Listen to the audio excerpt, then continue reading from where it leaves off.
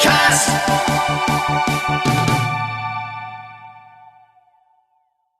Hi Nathaniel, welcome back to KoitCast. Thank you for having me. It's great to be here. How have you been, my friend? Oh gosh, I've been better in some ways, and I've been worse in some ways. I had a health scare not too long ago, which was interesting. My blood pressure shot up from it's usually about 160 to over or 140 to 1 over 88 or something like that. Now it was like 249 over 178. Whoa. And yeah, the doctors were very worried. And what's so unique about this, and I'm just now starting to talk about it because I didn't know what to think, quite honestly. It was just kind of like, oh, do I want to release this? Do I want to, do I even want to mention it? But I was getting into a researcher and his research, his name's Alan Greenfield, and the various connections he's made between the occult and ufology. And I was just putting pieces to my own puzzle together with his work. And I'm like, oh, his is making a lot of sense.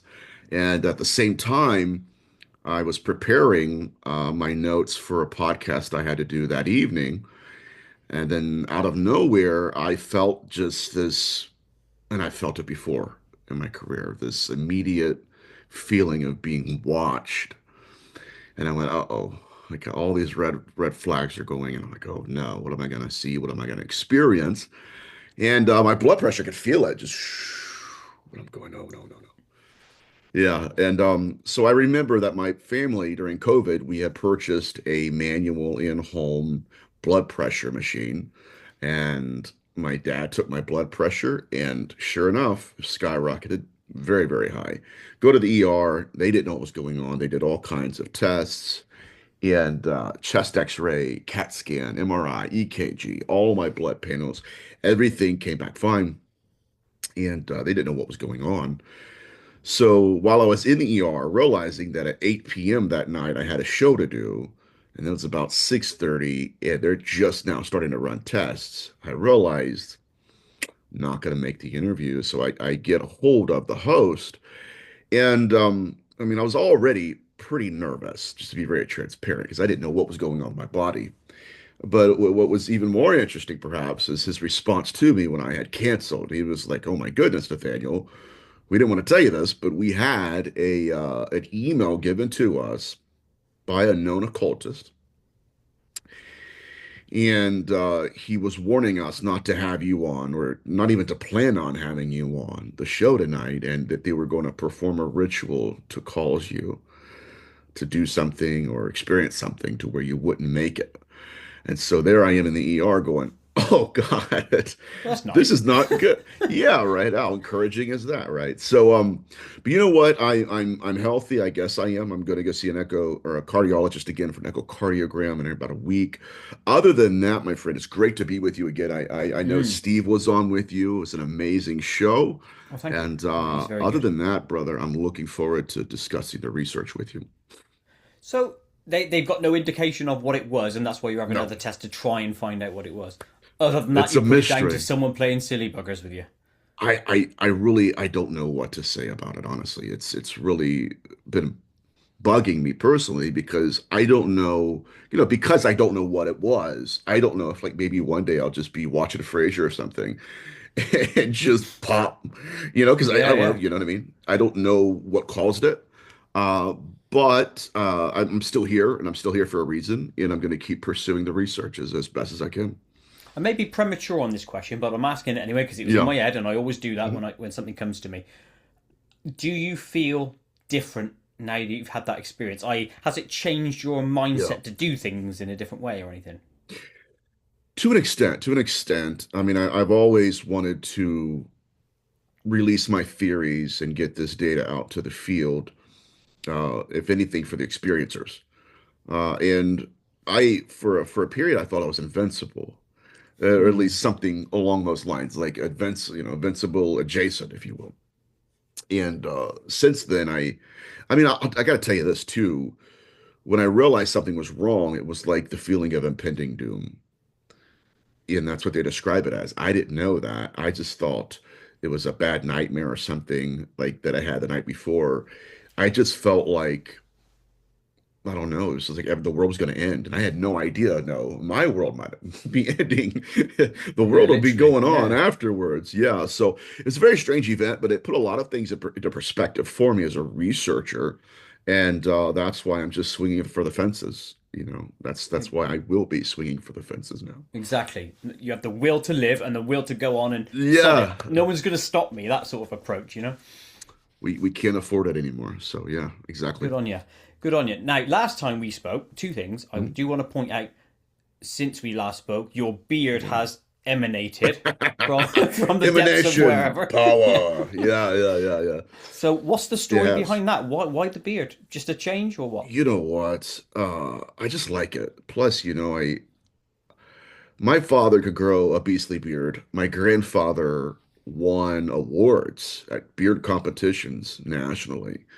Beard And competitions. That's amazing. kid you not, man, that's what we do here in the States. We're like, well, what can we, I mean, what can you do? It's like a beard competition. So whatever, to each their own, I guess. And I was never able to grow a beard. I just couldn't do it. And I grew up in pretty much a cult to where we weren't even allowed to grow beards. So strange. So yeah. Yeah. So I got about, I don't know, 24, and I'm like, I'm gonna see what I'm working with. And yeah, so this is like, we'll see what this turns into. I don't know what it is yet. But it's also freezing cold over here in Ohio, and it's just easier on me. And plus I kind of look like one of those guys that like, I don't know, they have their own ships and stuff. Yeah, Yeah, yeah, you know what I mean? yeah. Yeah, You just yeah. need like one So of those knitted jumpers now, like you'd be a there we go, fisherman sort of thing. brother. That quality. Yeah, that'll finalize everything. But I like it. I like the look, and it keeps me warm. No, fair play. Good on you. Right, so last time we spoke, then you were also going to work on your words, a Yeah, guideline for yourself on how to yeah. help yourself communicate better. Did you ever do that, or was that something that's In still terms of in you? interviews, Yeah. I don't know if I have, honestly. I think I have. I hope. I Okay. my ADHD kicks in, and the way I see it in my head, there are 1,000 different strands to pull. There are many different directions to go. But some people, I guess I should say, I have an acquired taste. People love me, other people hate me. So, it's kind of the same thing over and over again. But if anything, I was striving to be able to articulate the data more successfully and more adequately. A lot of these concepts are extremely complicated. Hmm. And in an effort to simplify them, sometimes I water them down. So somewhere in the middle is where I want to be. Yeah, no, But fair play. yeah. And also, last time we spoke, Yeah. you were on about your dark cloud that you used to have in your younger days. Has that Yeah. made a reappearance? Uh, Not to that extent. I mean, I still maintain that the entity I encountered in my youth was the most powerful entity I've yet to encounter in my life, ever. And it had less to do with, being scratched or being bullied by the phenomenon. It was more some kind of warfare on the psychological level, right? I mean, I've had cases like, I don't know if I told you this on your show before, but where I've had to show up to murder cases, like where they had to cut up the carpet before I got there. And I Hmm. didn't know. And I'm just showing up to investigate. And I see this piece of carpet missing. What's that? Until I don't know it till I get done with the actual investigation. They start pouring the heart out, like, yeah, by the way, this all went really bad with the phenomenon. But even then, I never encountered anything as malevolent as what I did in my youth. It just doesn't make any sense. So I think that it was kind of a gift and a curse because whatever it was that I encountered in my youth kind of gave me some kind of immunity to the phenomenon to where now what usually would scare me, it doesn't anymore. It's just like, all right, it's just another day. And Steve will tell you that as well, and probably already has, where it's like, yeah, okay, if something paranormal happens, it's like, okay, I've been through nice. worse already. Yeah, yeah. Good job, boys. Yeah, you can move an object. All right, whatever. So it's not, that stuff doesn't really scare me. It's like a conversation I had with the amazing, but unfortunately late Paul Eno. We were talking about his work in the Bridgeport poltergeist case in Bridgeport, Connecticut. I mean, the phenomenon was doing wild stuff, lifting up refrigerators a foot off the ground. I mean, really scary stuff. And I asked him, I said, what scared you the most? Which I know I shouldn't ask that because people ask me that all the time. I'm like, that's kind of a cheap question, Well, a good one but though, people, because it's good it's stories. so good, right? That's Yeah, why we yeah. ask it. So I understand. And so I asked him that, and he's like, well, Nathaniel, he goes, it wasn't the scary stuff that you'd think it was. It wasn't like the disembodied voices. It wasn't people being pushed downstairs. It wasn't shadow figures. It was just manifestation that defied logic, defied all of our understanding of physics, where just things would materialize and dematerialize. That shouldn't happen unless you're watching something out of Star Trek, and yet it is. Hmm. And so that's where I'm at right now. The things that freak me out aren't what people would think they are, and so it's kind of it's a learning mechanism as well. Well, there's shed loads of things that people have told me on here that freak me out. Yeah, And so I'm trying to put myself in your positions of seeing these things, and I would be probably out the door half the time. But because you're prepped with it's that initial yeah, grounding of you had this horrible, horrible thing, and things are only better from there, I think yeah, that is probably why you can survive it now. right. Well, yeah. Plus, at the age I was in, I'm 8, 9 years old when the phenomenon started manifesting.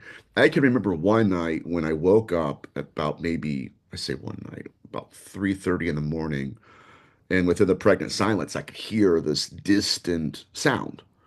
Like, what is that? Is my parents up? I think my dad's up. Maybe he's up. Well, I'm gonna go act like I'm gonna go get a glass of water, so I don't have to go back to bed. And hopefully, he's in the living room. And no, they were all sleeping. And I'm going, uh-oh, this is not good. Then all of a sudden, I hear two entities talking to each other back and forth above my head. Yeah, that's weird. And yeah, it creeped me out. So stuff like that, initially it does freak you out until you kind of command yourself and realize, okay, this is the phenomenon.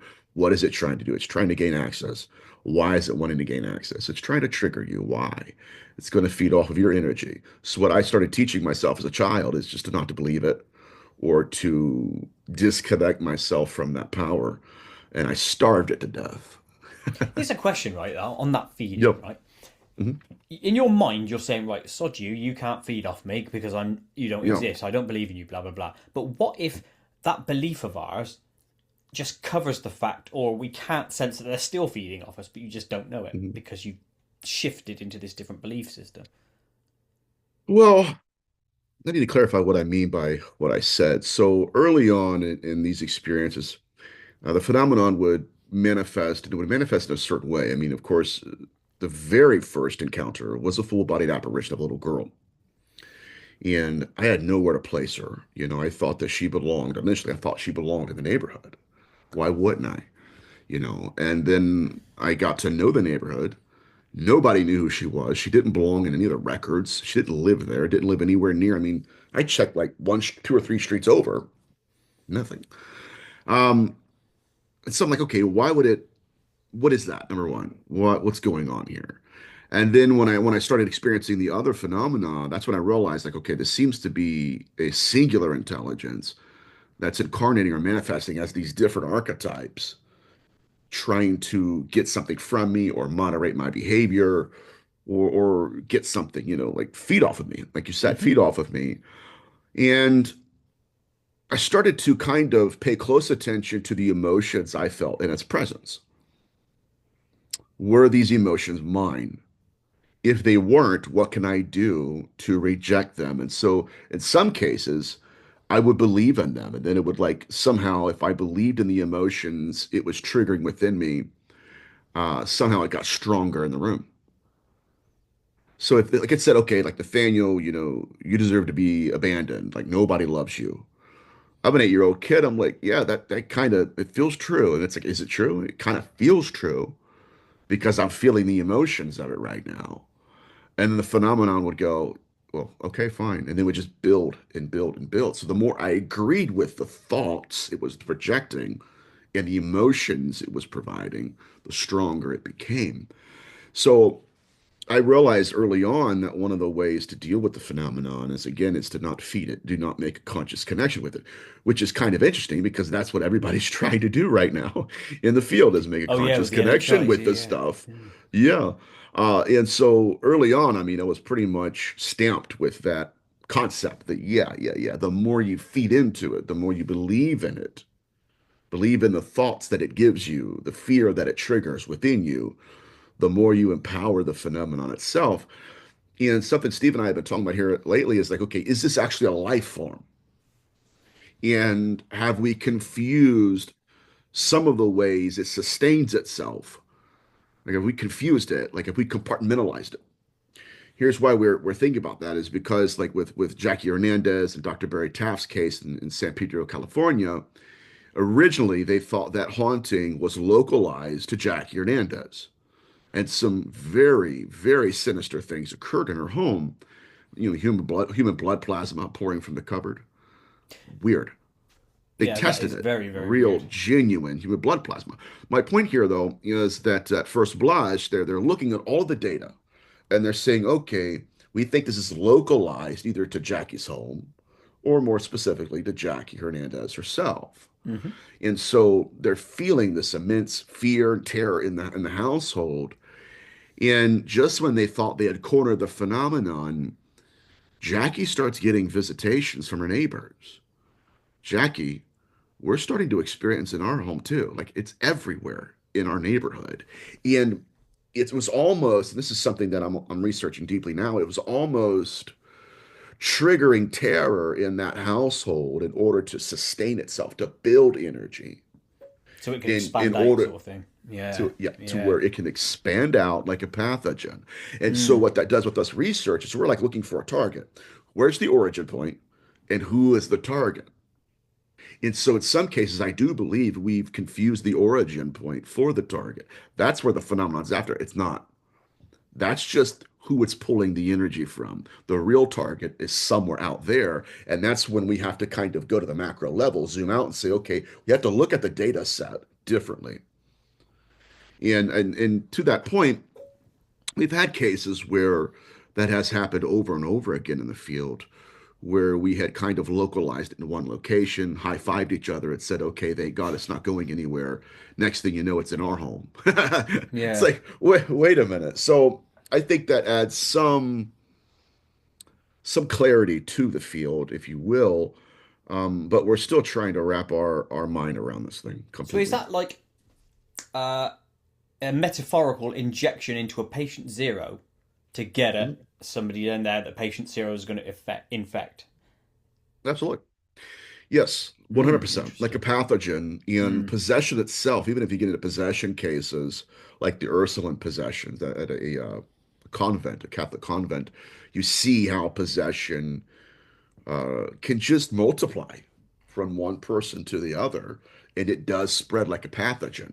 And so, in early demonology, a demonologist would investigate and say, well, this individual, even though it's patient zero, is the target of the phenomenon. And it's like, well, yeah, for that time frame, it's going to build up energy as a like a life form, and it'll go to somebody else that it's actually after. And then you'll see what its true pathology is.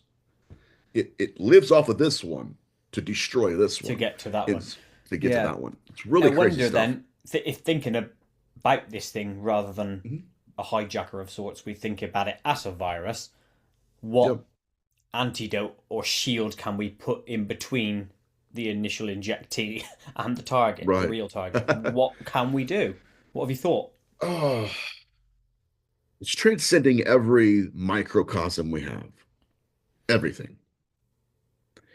And each and every time we try to box it in, even with terminology, it seems to enjoy, if you will, eclipsing it.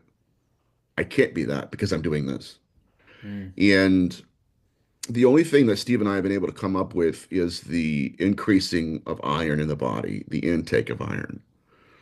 And we know that not just because we've had success, right, with implementing that as a regimen in an experiencer's life, but even the victimology behind the phenomenon points to this idea that yeah, a lot of these individuals, they're anemic, they have major iron deficiencies in their life, and suddenly the phenomenon will at times even lower it just to incarnate more into their world. And it does invade like a parasitic presence, and not just like a parasite. And it's not just that it invades that makes me think it's more like a parasite.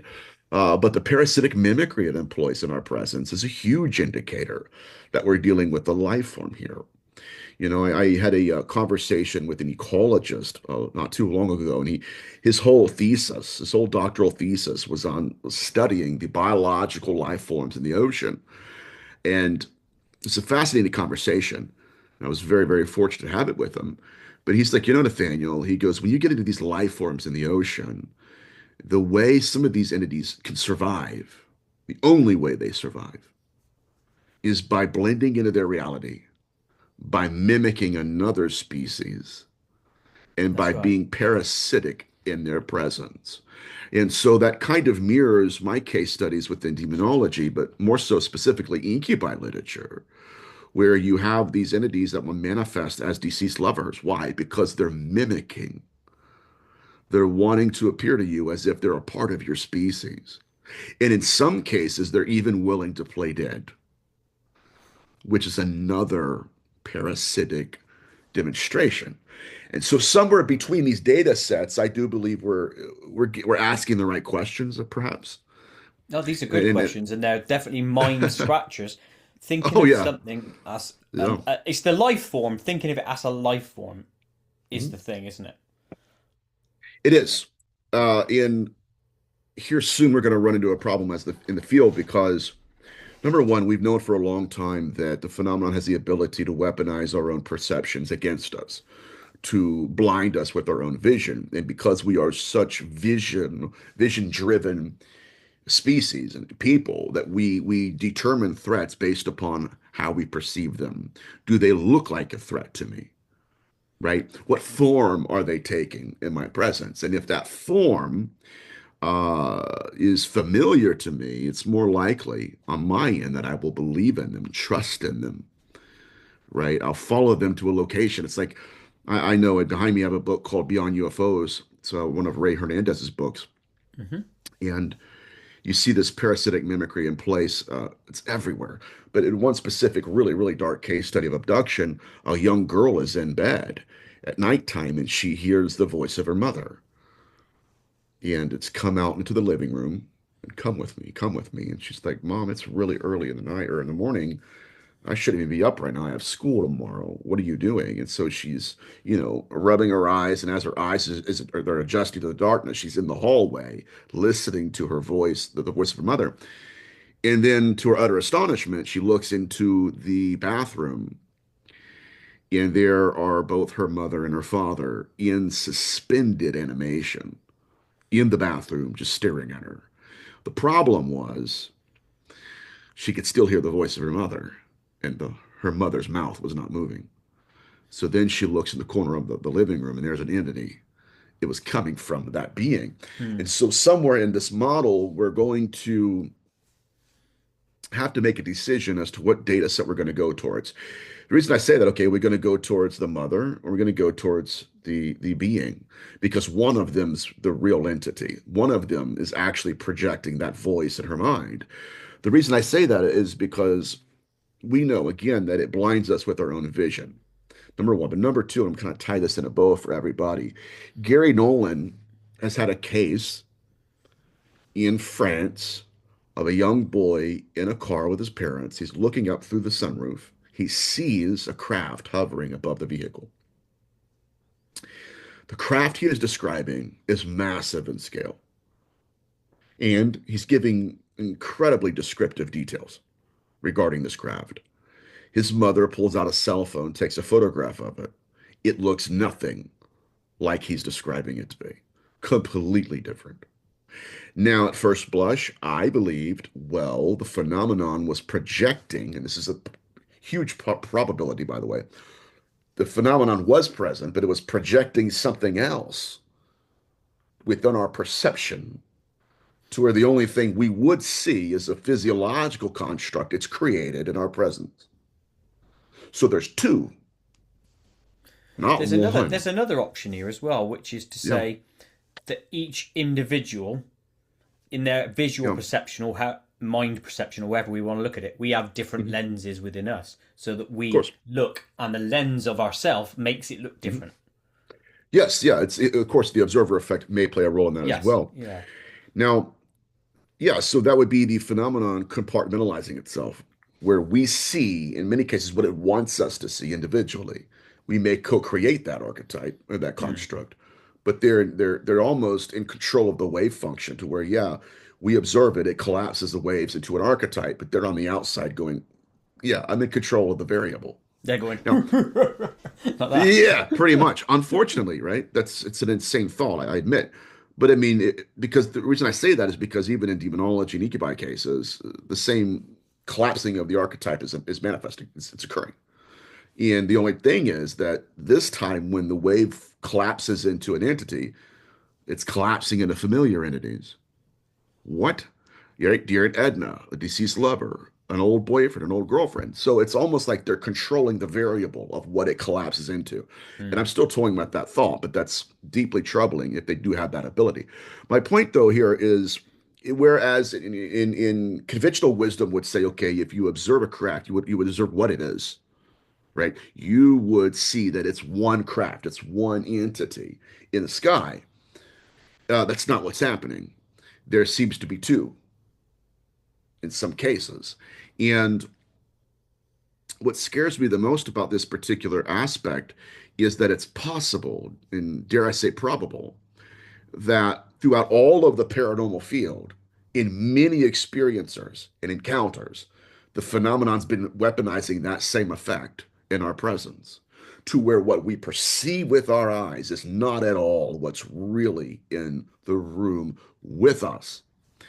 It's like, and I mentioned this in, I don't know if I mentioned in your interview. It's been a while since we've been on here, Yeah, quite brother. some But time. Yeah.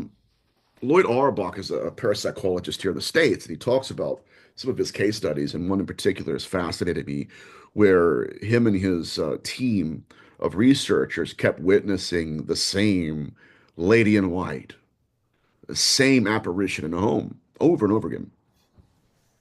And this is a huge red flag for the field, by the way. And they're looking at this entity and they're looking for mythologies that would kind of provide context to what this entity is. Has anybody died? Has there been a bride that died on her wedding day? And of course, why is she in white? What is going on?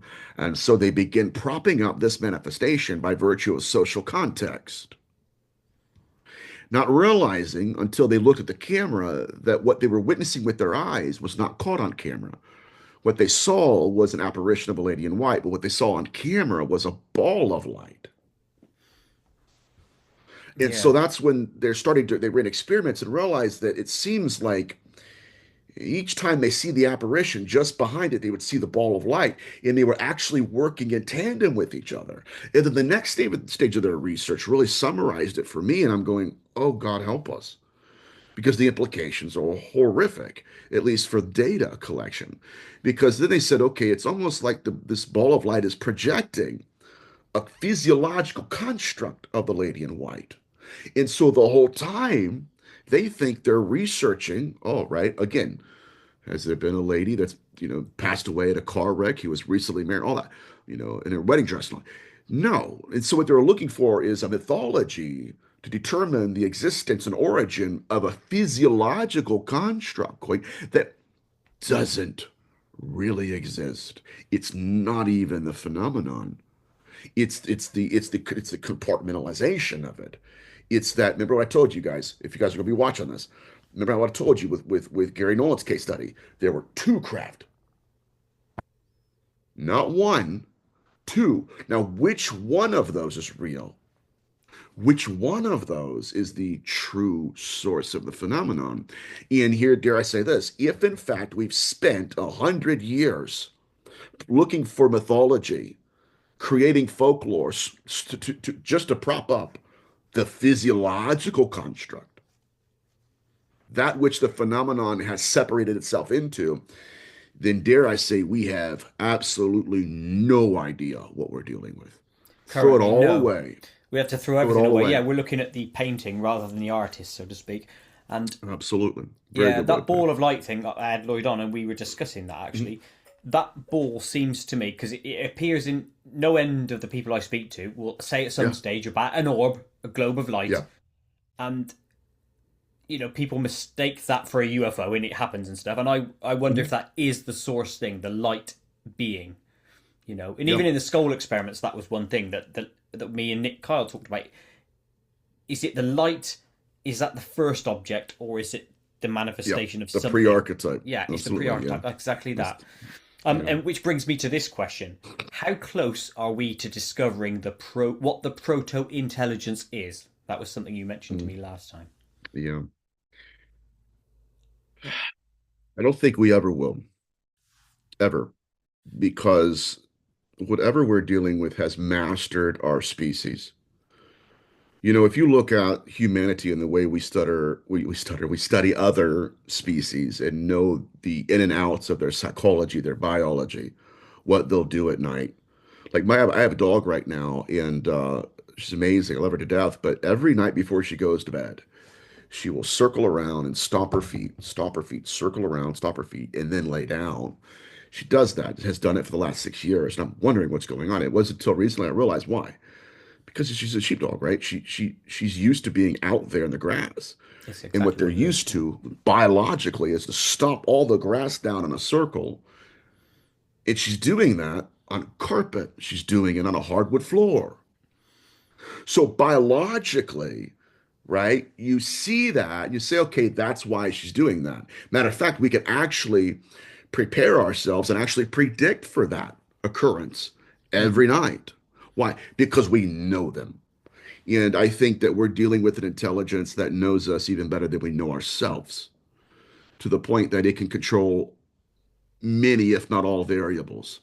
It's a lot like the Truman Show or Dark City, where our behavior has almost been so designed that it knows all of the ins and outs. And even many cases, it will even create situations for us to look one way, not the other, to go one way and not the other, to where now we're questioning our ability to have free will.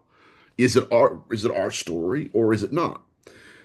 So to answer your question, I don't think we'll ever really know. I mean, the best we can do in 2025 as a species is ask the right questions. That's it. And another thing that I'm really encouraged by in the field is the fact that we're starting to look at it as a singular source. Now we're starting to bleed through all the archetypes and say, okay, now that we know that sometimes, many times when it manifests to us, it's not at all, it's really present.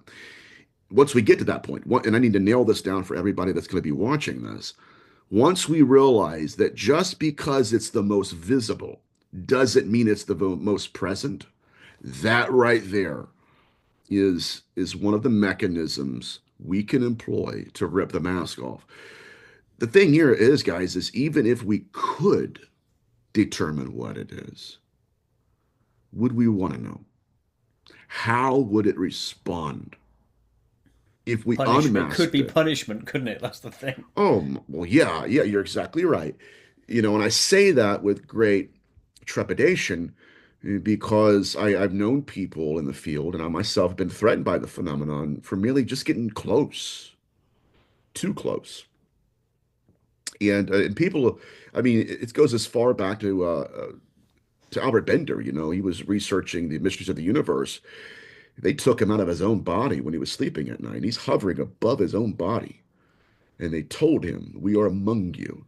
We know your every move." So it's like, okay, if and when we do, understand what's going on, how would that affect our mental health? What would that mean for our species? It's like recently Jim Simivan was talking on a podcast, and I think it was with James Landoli or something. I think it's his name. But he was asking about disclosure, like what would disclosure bring for our species? And Jim Simivan was like, well, it's indigestible. Like, what do you mean indigestible? Like, you would not be able to handle it. And I'm kind of going through various models of disclosure. Like, what kind of model would bring that much ontological shock?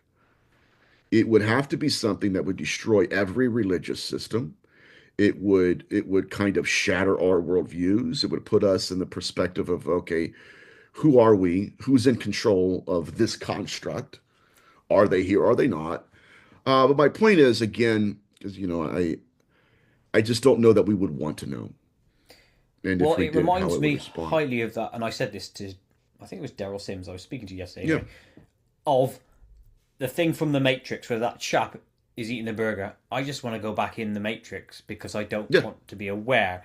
And which, and the whole thing that you've just gone on about, it still reminds me of the fact that we are in some kind of construct, to use your word, and the reason they know everything about us is because they're outside of the construct and they're the programmers of us, or they're the virus within the system, which we're the code. it's none of it's good. None of it's good No. because Imagine if it is that, right? What would that would say? oh, Suggest is this: if everyone said, right, okay, the government said tomorrow, right, mhm. we're all in a construct, guys, we're all in a matrix. What that ultimately means for everyone down here is this doesn't mean jack shit. We could all do what the f we wanted because it's just a construct, and that's what I think would tear Well, apart societies. yeah, it would mean that I don't really exist in your world. Yeah, I am a construct too. And this again, there's so many models that I question about. I'll stay up at nighttime and just roll over because I can't sleep, and I'll just be like, God, what is actually going on here? But in my mind, it would be more along the lines of the Truman Show, or more. This is more accurate from my perspective. Would be the Dark City, and yeah, good film Dark by the way. City came out before, absolutely, before the Matrix. It had a lower budget. That's why it was not as famous and well known. But here's my point, guys. Whatever we're dealing with, it does appear to be in charge of the construct, or at least it's fighting to be in charge of the construct. Here, I mean, there again, among the data sets that we have, there are things that we do know for sure. Beyond the deception the phenomenon can use against our species, the phenomenon has the ability to create physiological constructs. To where even if this is reality, even if this isn't a construct, it can create them in our environment, and we would not know the difference. And more so, I mean, Steve and I have been getting into his work and into apports, where some of these apports, after being investigated at laboratories, they're found to have been fabricated themselves. They're replicas of reality. They're not a real coffee mug. There's an isotopic difference between the real and the fake. And so that would mean the phenomenon is replicating the coffee mug from an informational level and not from a quantum level. It's just blending in enough to our reality for us not to understand what it is. And once we started questioning that, I mean, it just opened up a whole new can of worms because it's like, well, yeah, how much of reality has the phenomenon replaced in our environment? Yeah. And we would never, ever know. Well, imagine I, that. That's a lovely thought you've just given me there, right? Imagine, right, this world is normal Mhm.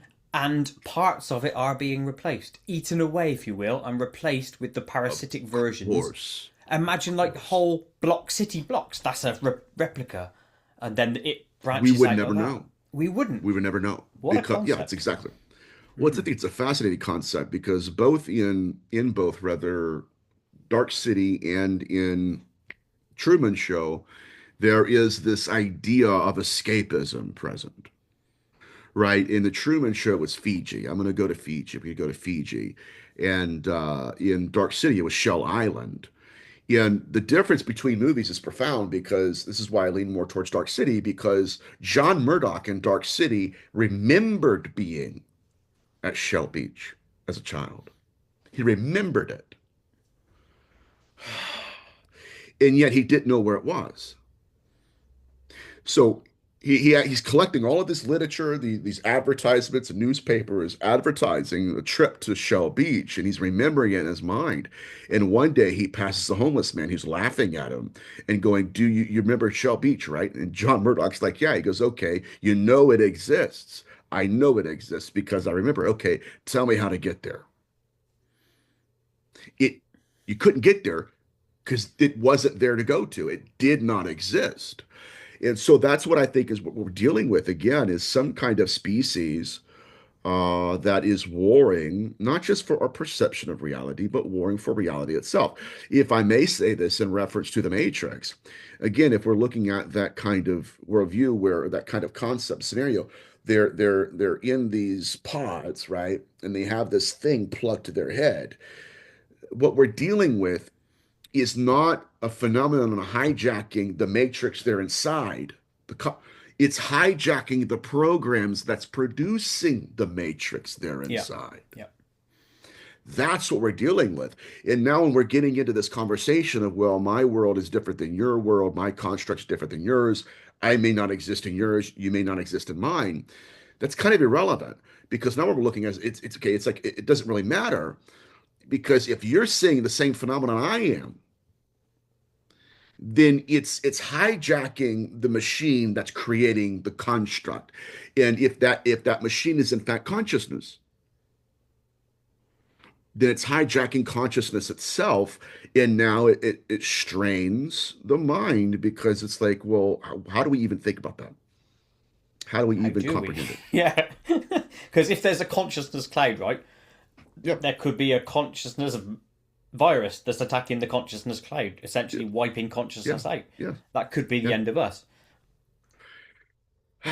That's another Yes, thing to think about.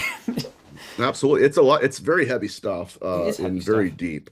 Now, I'm going to get into the stuff you've talked about with Steve momentarily, but I do want to Okay. raise one thing. I've been struggling to think of the chap who was in Dark City, right, for a few days, because another guest had mentioned Oh, Dark City to me and we talked about yeah. it. It was bloody Richard O'Brien.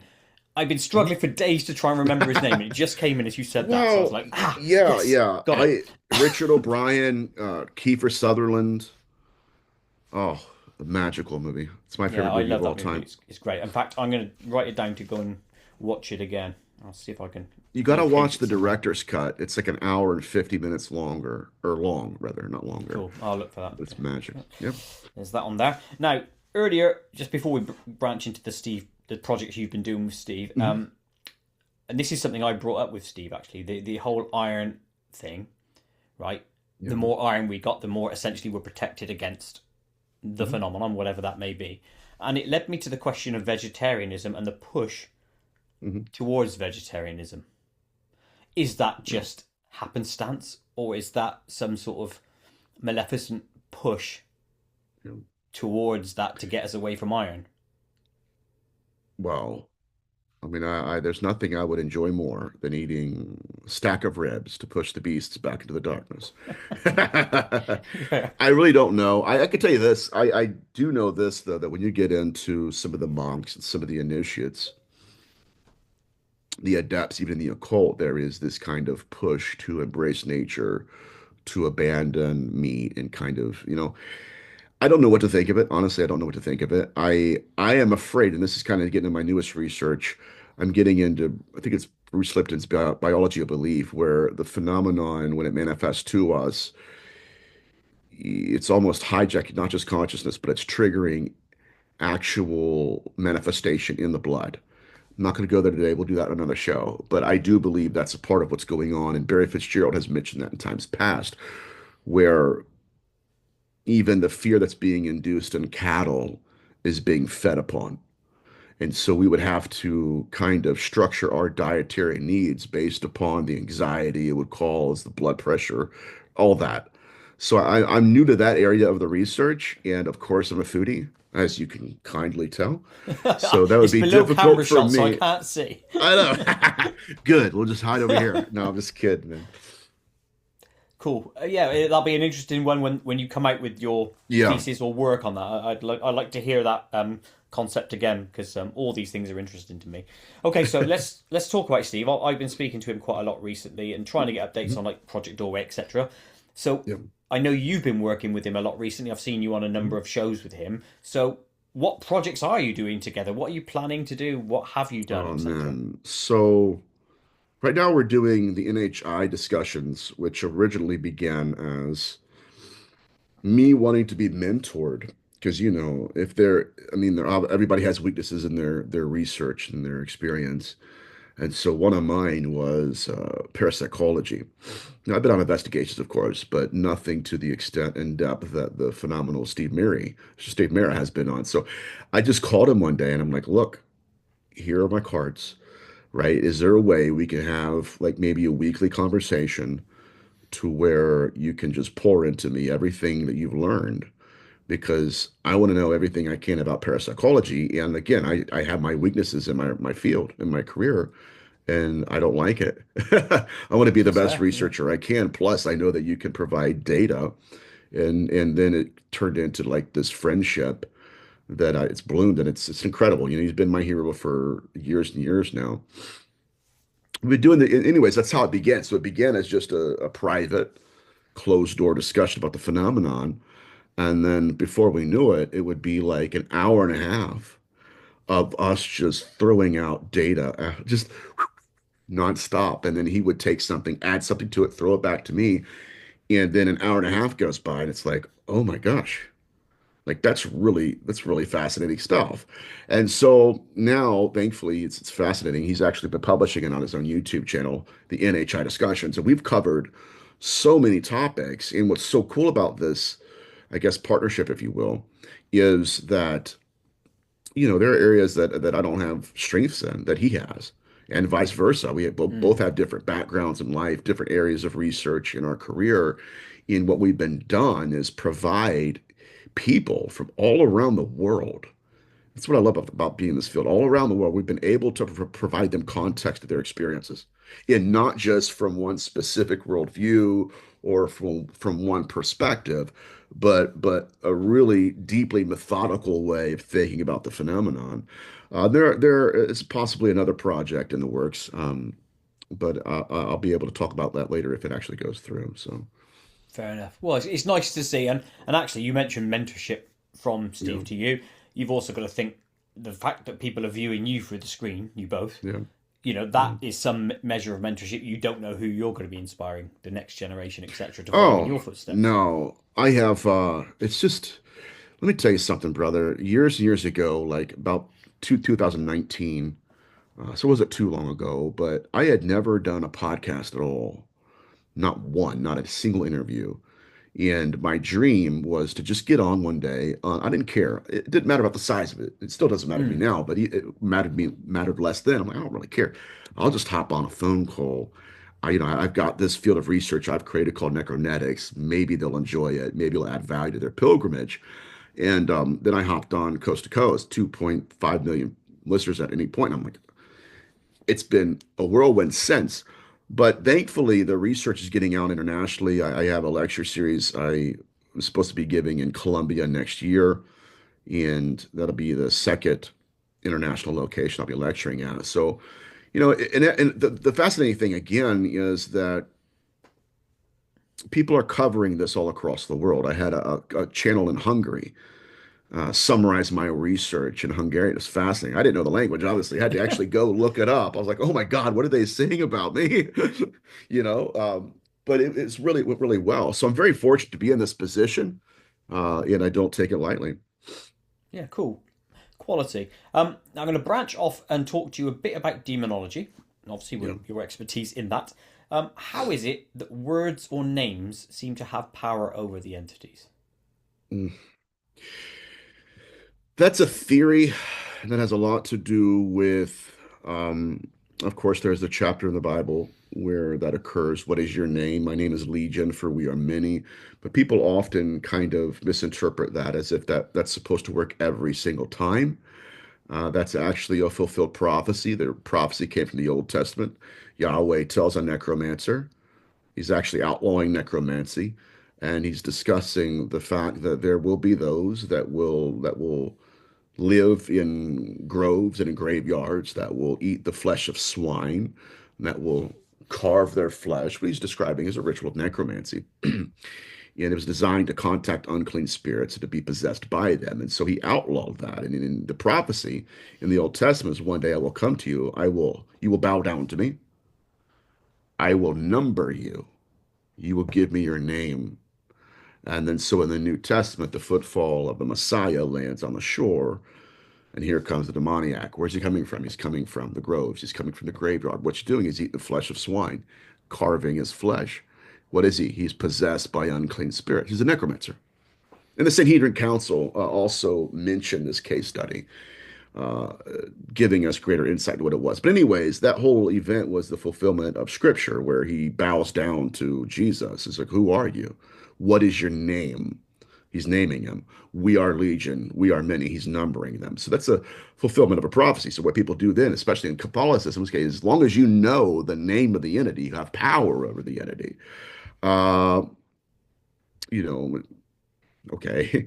You know, the problem is, again, in the 17th century, there was a schism in demonology, and Catholicism went one way, Kabbalistic demonology went another. And so we're like Catholicism says that these are all horns and hooves, and that these are not, in fact, dead people. Kabbalistic demonology said, well, at least some of them are dead people. Some of them are dead people. And in fact, in the debunk phenomenon of the 16th century, this is fascinating. Some of these people were actually solving their own murders by virtue of possession, where somebody would be possessed, the entity would tell the priest or tell the exorcist, here's my name, here's my address. I was stabbed to death or I was murdered, whatever, 2 or 3 weeks ago. I've been haunting that individual. Go to him right now and arrest him. And then the authorities would go on the admonition of the exorcist, knock on the door. This is one case is fascinating. Was preserved by Gershom Scholem, where the killer opens the door with a knife in his hand. Lovely. Koit, think about that. But you know, he's got it in his hand, and they're like, "Yeah, we're here because we have evidence, wink, wink, that you did A, B, and C." And the murderer just breaks down crying. It was me. Here's the weapon. He, the entity, the ghost, has been haunting me for the last 2 weeks. So, what do you do with that, right? Is that horns and hooves? Now we have demons solving unsolved mysteries. So, somewhere within that model, there has to be truth. But I've never personally bought into this idea that if you know the name of the entity, you have complete power over it. Again, the problem I have with that more than anything is if we didn't trust the first 20 names it gave us, why would we trust the 21st? Just doesn't Or make any any of them, sense to yeah. me. Well, Any of them.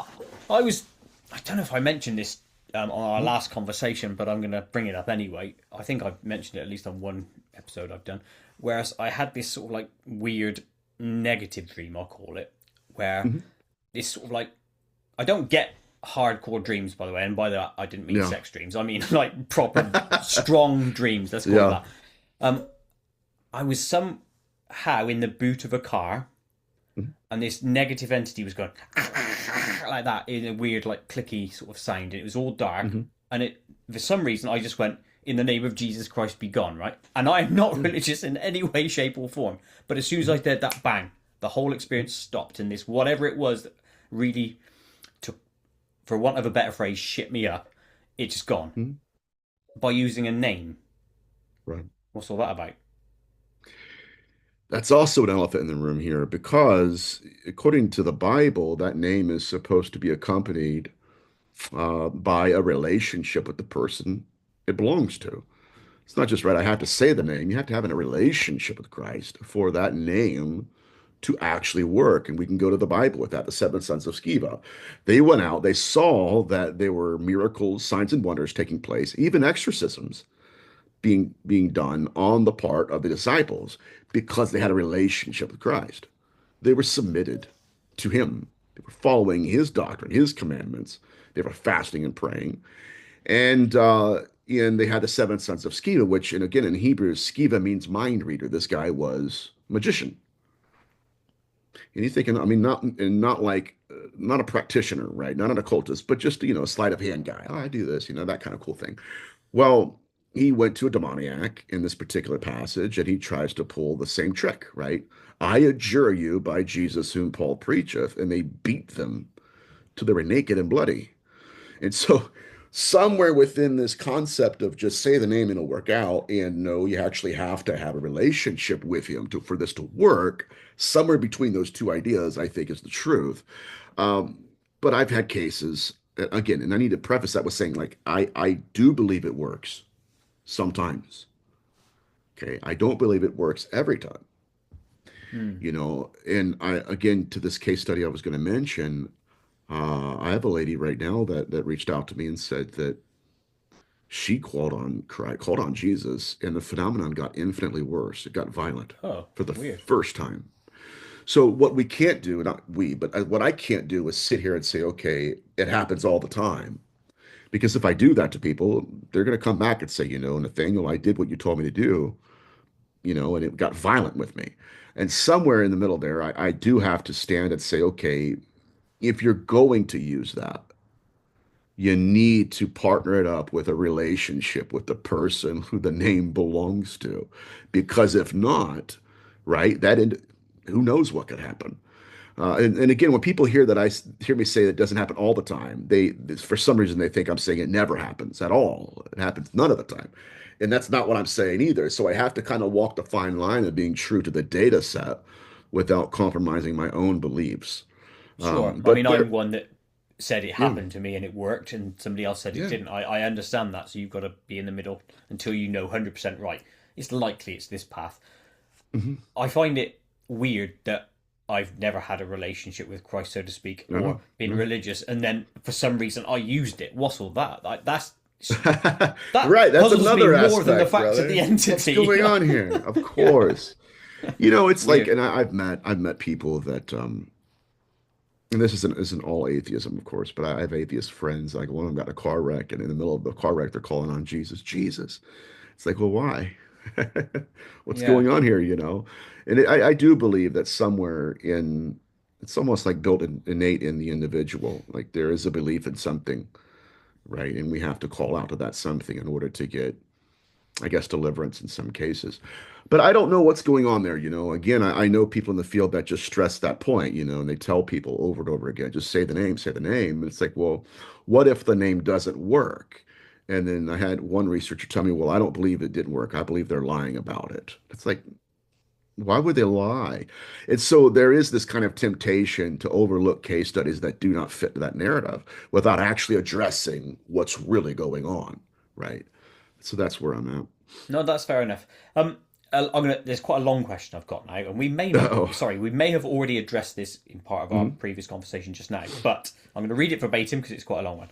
So, mhm, reviewing our last episode, I can't help but think about the movie Contact with Jodie Foster, mhm. right? Whereby she receives the message from the aliens telling her to build a machine which becomes the vehicle by which she can receive them.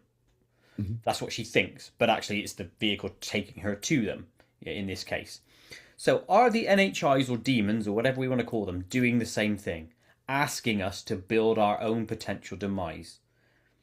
And by that I Well, mean that could be the contact with yeah, NHI, it could be anything. yeah. Well, I do not believe in self-initiated contact with this particular intelligence.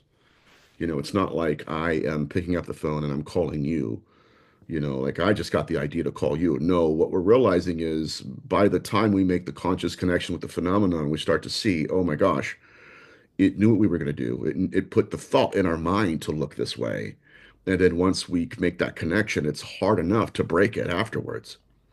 And I'm specifically speaking about CE5 and again, self-initiated contact, or in the occult with Crowleyan magic and Thelema, it's called auto-initiation Okay. or it's self-initiated. I'm not relying on other entities to contact me. I'm going to contact it by auto-initiating myself. But I do not believe, again, that we're conjuring them. I believe they're conjuring us and they're giving us the illusion of control. There are many reasons I believe that, but chief of which is that number one, what we're seeing now in the data is that when people are projecting their intentions out into the phenomenon, they're being lied to, and that they believe their intentions with the phenomenon determines the phenomenon's intentions with them. And that's not true. Like there are people I'm starting to look into even now who are major love and light proponents. And one individual actually performed a CE5 ritual, and he's out there, seance in the sky, if you will. And he's contacted the phenomenon on his own volition. And then a few days later, he starts having symbols and shapes show up on his body. Oh, And whoa. so while the initial contact was extremely benevolent, maybe, he's starting to realize, oh gosh, is it possible I was taken? Is it possible again that during that conscious connection, during that CE5 interface event, something else took place? And again, when I ask people this, it's like, okay, how religious are we about this concept of our intentions determining their intentions? Because did this man intend to abduct the phenomenon? No, right? So there is this, again, there's this illusion of control the phenomenon gives us. And even with like Barry and Steve's research, which I refer to often in this particular context, they had taken an individual that practiced CE5. They placed a brainwave monitoring unit on their head. Said, okay, here we are. There's the sky. Go through your protocols. And they did. The phenomenon materialized. They're the person's watching the manifestation. Oh my gosh, these are the most beautiful lights I've ever seen. Barry and Steve are watching her brainwave activity. And within 20 to 24 seconds, the brainwave activity reduced down to theta brainwave activity, which, by the way, if people are familiar with the folklore and literature and case studies, we've seen it and heard about it time and time again. They're induced into trance-like states. It's at that point that all bets are off, because it's at that point that the phenomenon can commandeer their own consciousness, implant a false memory. Missing time takes place. They go home wondering, man, like this individual I mentioned earlier. Well, I tried not to, by name at least. Yeah, well, this is a great event. It's a great experience. What are these? So the phenomenon did things, they're doing things to these people that, number one, they're not prepared for. They did not authorize. And dare I say, I believe this now, but I know the data is going to be presented in the future. They're being taken in many cases. I have a case study now. This to Steve and I both. An individual was performing CE5 with her husband, and to success. They see light phenomena above their head. They're super excited. They're very emotionally moved, and they go home and everything's fine. Thank God it happened. It's something really does exist. And next thing she knows, she starts seeing the symbol in the lower right of her vision. And she can't wash it out. She got eye drops, no effect. She goes to the optometrist. The optometrist looks at her eye and gives her a clean bill of health. Whatever you're seeing is not physically in your vision. There's another source. So, what are we really dealing with? Again, it seems, this is my perspective, that what we're dealing with is a phenomenon that's recruiting practitioners. It's grooming people, inducing them, initiating them into a mystery school of currently of an unknown origin. And it's over and over again, to where now we even have a guy named Matthew Roberts, he was a witness to the gimbal UAP, What was that where just he flew over your camera, by the way? oh, probably fuzz, man. It's a I've been weird, moving a like, lot big in my fuzzy office, thing. and that's when It's like a weird yeah. ghosty thing that went over here. Oh yeah, yeah, Proper yeah. weird. Well, I got orbs and angels in here. But he witnesses this craft, this gimbal UAP, and something happened that should not happen in secular ufology, right? He witnesses it. He goes back to his personal quarters. He goes to bed, and a voice comes to him in his head and begins to give him authors to read, authors and occultists to research. And so then he goes and buys these books on the occult and mystery schools, and then he reads them and goes to bed again one night, and a succubus comes to him. They copulate. The next day, he wakes up and he's dry heaving because he feels utterly violated, which he should have felt, because that's what it was. Hmm. Violated in every imaginable way.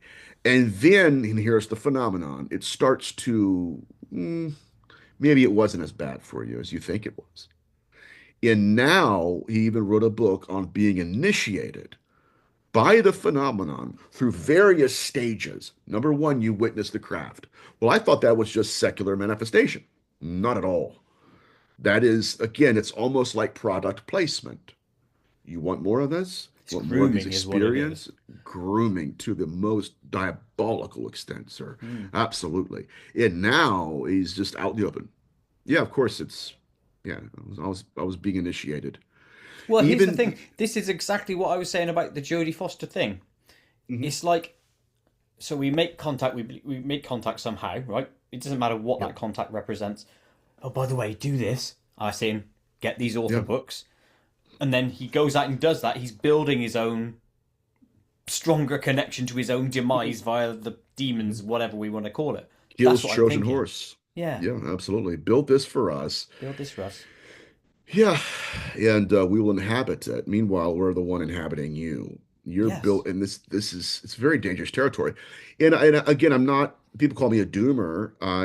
And to some extent, I am. I guess I just don't trust the phenomenon at all, and it's proven itself to be deceptive over and over and over again.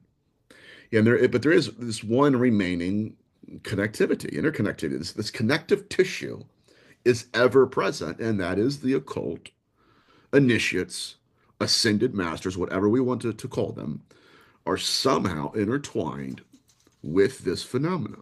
And I believe that they're using many of these manifestations to recruit others among their ranks. Do you want to see more manifestation? Sure. Okay, build me an altar. And people are going to say, Nathaniel, you're projecting your worldview. No, I'm not.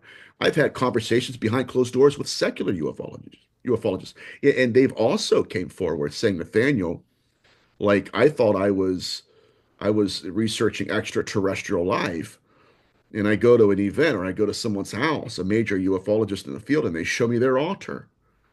And I realize that everything they just said at their lecture at the conference we just came back from is false. And they know it. They know it. And so behind the thin veneer of materialist ufological secularism, oh, it's extra, they know there's something more spiritual at work here, and it's more along the lines of what we knew it to be in antiquity, old gods, and that's about as close to, I guess, the correct terminology we've had. Yeah, literally an angel's demon scenario. That's what it seems like it. And You know, initially we brushed that off, yeah, but that's what it of seems to course. be.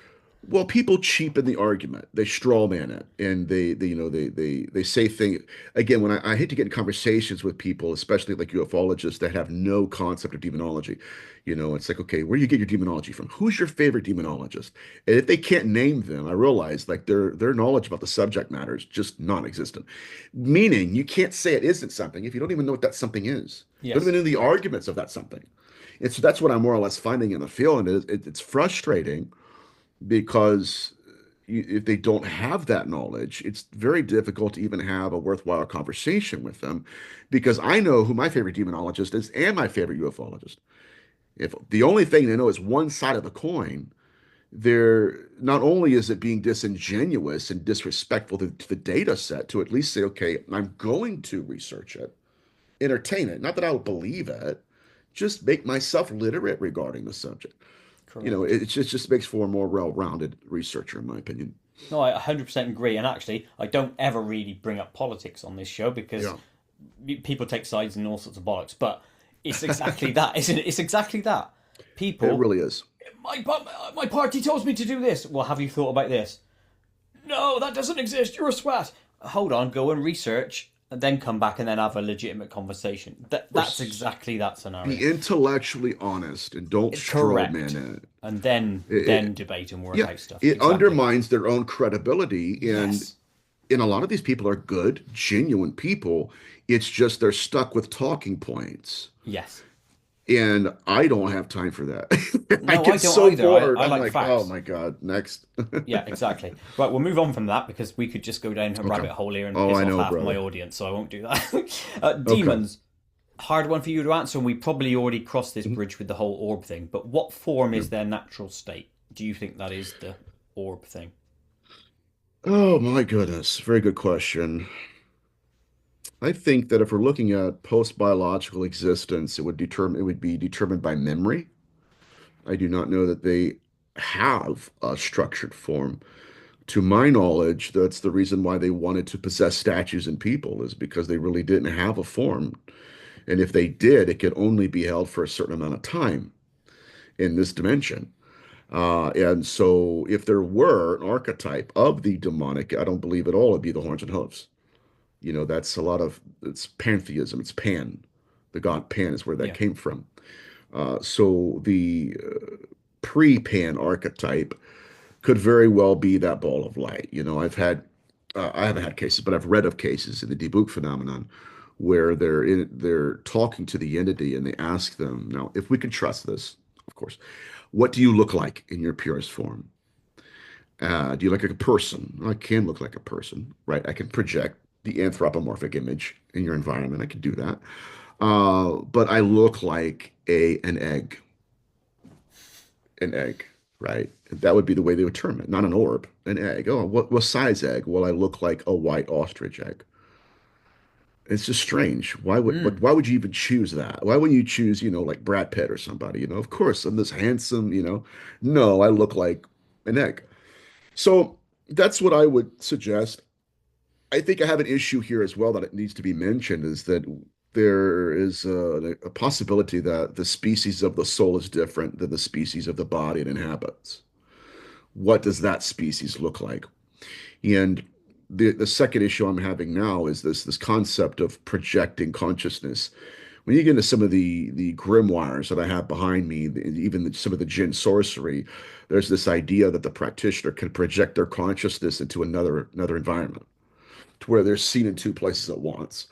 And some of these people are witnessed to be looking like themselves, right? Okay, you're that sorcerer so and so. Like, how did you know? Because I saw you. You looked identical. And you go and ask the individual, like some of these researchers did in demonology. And it's like, yeah, I intended to project myself into their environment. They witnessed me. So what you have, the body matching the consciousness it's projecting. Now, then you have another, within our government, another aspect, another piece of the puzzle where you have Joe McMoneagle and a couple other remote viewers who were running experiments on projecting their consciousness. And they had this Guantanamo Bay prisoner, a terrorist that was held up in a cell. They were trying to interrogate him to get information to arrest other terrorists. And they ran an experiment. We're not getting any information from him. All he's doing is praying or something. So we're going to project our consciousness into a cell. And they did that successfully. Now, the problem here is that the entities he claimed he witnessed were completely different than who they were. What did he say Right. he saw? Oh my gosh. Glowing angels, self-illuminating, glowing angels that were hovering, I think, 2 feet off the floor. And so he believed they were angelic. And then he went and called his lawyer and said, okay, I want to confess. Why? Because angels visited me. And they weren't angels. They were just, in my mind, practitioners of some sort that were projecting their images into that room. Now we're getting into advanced sorcery. Can you control what you project into an environment? And if you can control what you project in an environment, like to what extent could you project yourself as an orb in an environment? Or how about this, an orb with a face, your face looking through it? That's a beautiful, So beautiful sight. If anyone sees that, that would be angelic. So I can that'd understand be that. creepy. No, There we go, bud. Yeah, yeah, that's that's the exactly truth. right. Yeah. That's the truth. No, Of here's the course, it's thing an though, angel. right? Mhm. This is where the perception comes in again because did that guy see an angelic light being because Mhm. that was what his version of good is, or would he have Mhm. seen something else? Or was that the true representation of the Mhm. remote viewer? I well, I'll give you another category, and this gets back into gin sorcery, where the phenomenon had convinced them that they had the ability to do what they did, that it's actually their consciousness being projected into that environment, when in fact it wasn't. It was the phenomenon leading them to believe it was them. Yeah, it's another spanner in the works. Yeah. Right. Yeah, it's something else. It's an entity. Now, the reason in Jin demonology they believe that is because they have pacts made by sorcerers with these entities to where the entity will say, yes, I will go on your behalf. And you send me. You'll see everything I see. And so there is this kind of diversification where the entity is an extension of the practitioner, but it is not the The practitioner practitioner. Yeah, yeah. to everybody else, right? Even to the point where this is crazy too, where, like I mentioned before, the practitioner will be witnessed in two places. And because the entity will make himself look like the practitioner, people will believe they're the same. Now, what this is one of the more fascinating parts of my research, by the way. I love this. This is really incredible to me. Not that it's good research, it's just my ADD kicks in. It's like this is amazing stuff. Because I grew up at a church with a guy named Hashir, and he wasn't a practitioner, of course, but he was like an adept in like Christianity and really Christian mysticism, if you will. And so every morning he would get up at 4 a.m. and he would pray for 4 hours a day. And he did it for 36 years, Crikey. every morning. And he would fast like every 6 months. He would fast for 30 to 40 days. So he would lose weight and then he would gain weight over, and then he would keep, he kind of fluctuated. But he had abilities that would freak you out.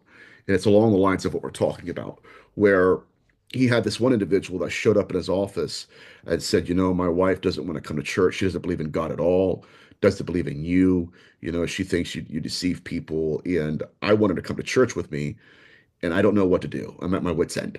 And so, whew, Hashir goes, well, tell her to prepare herself. What do you mean? Well, tonight she will receive a visitor. Do not be afraid of him. Imagine the confidence to say that to somebody.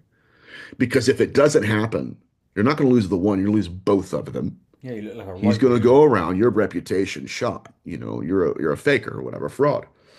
Well, her testimony was that she felt a presence in the room, and she wakes up and looks, and there is a person standing at the foot of her bed just watching her.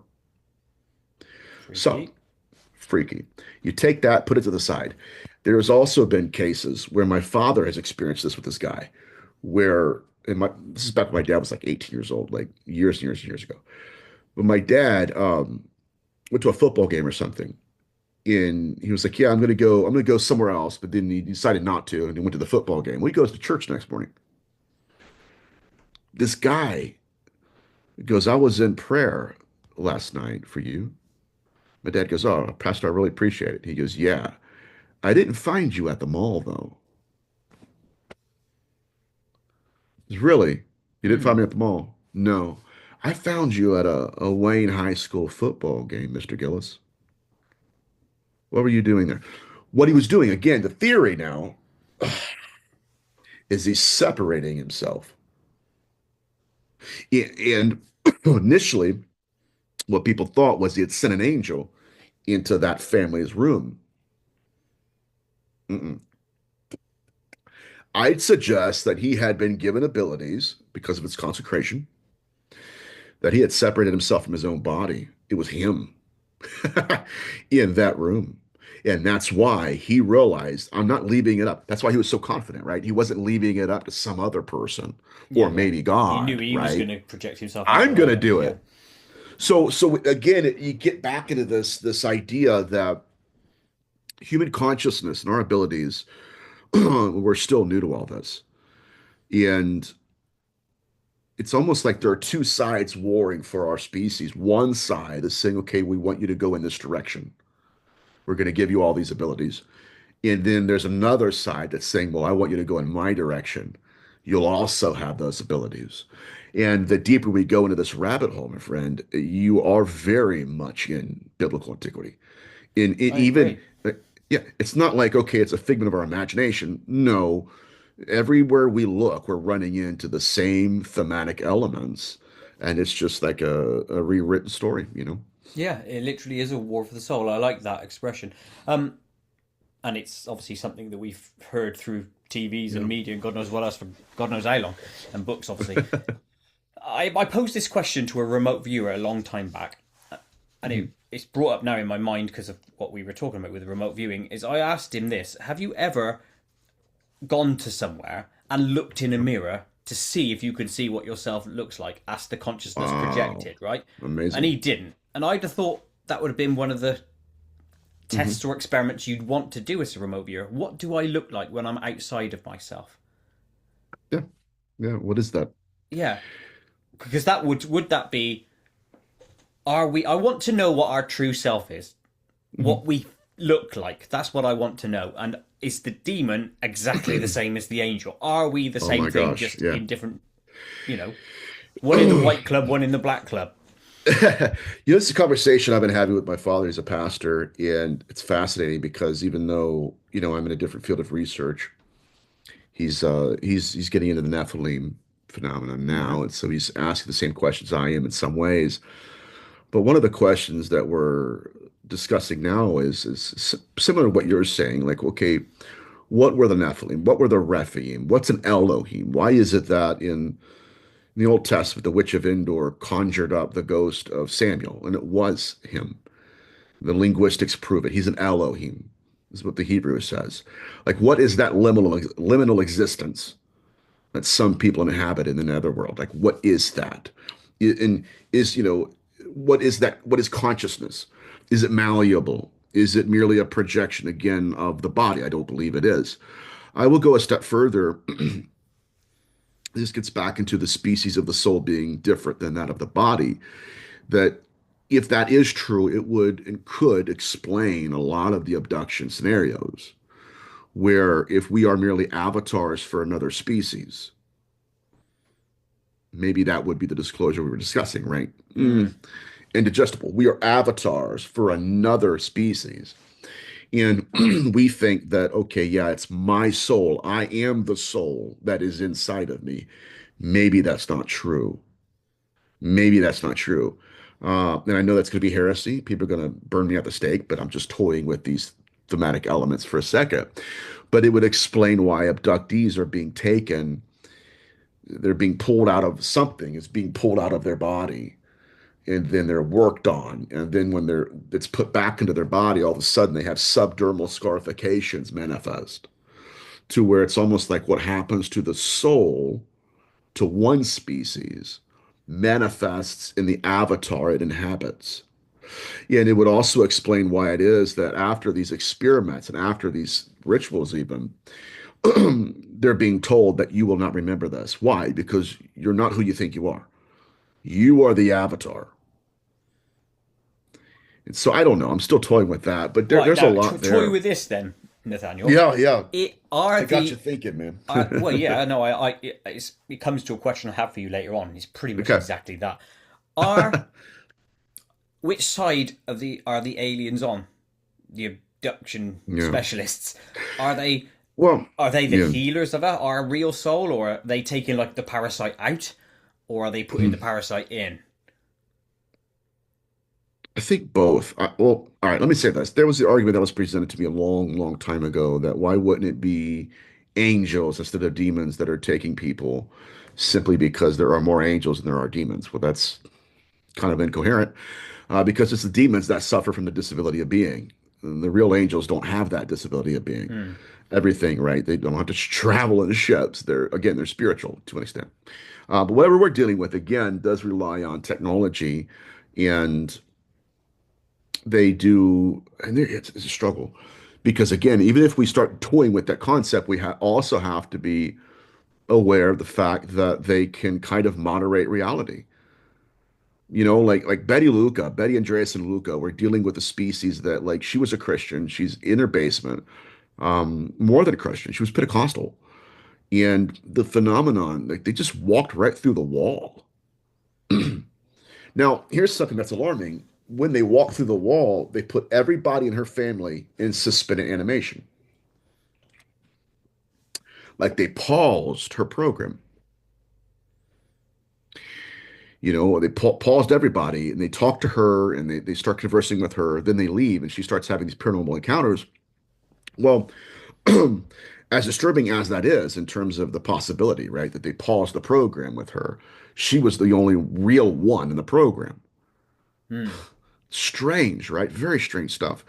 But my point here is that later on in her paranormal experiences, the phenomenon would begin to trigger bilocation in both her and her husband, where they took her and she walks through into a room, and as soon as she crossed the threshold, she's out of her body. Now there are two of her. And not just her, but her husband was putting socks on before he goes to bed, and he puts one sock on and he just pauses. Then she looks at the corner of the room, and here he is, his apparition of him. His apparition's coming towards her, screaming at her. That's freaky. So again, what are we looking at? If we're looking at horns and hooves that have the ability to trigger bilocation, where's that in the Bible? Where's it at?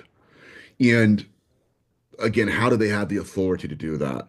So I'm still toying with that idea, and then I'm also trying to add this to the mix because again, looking at all the theories, all potential explanations, there's a book that was written last year. It's called God's Monsters by Professor Esther Amori.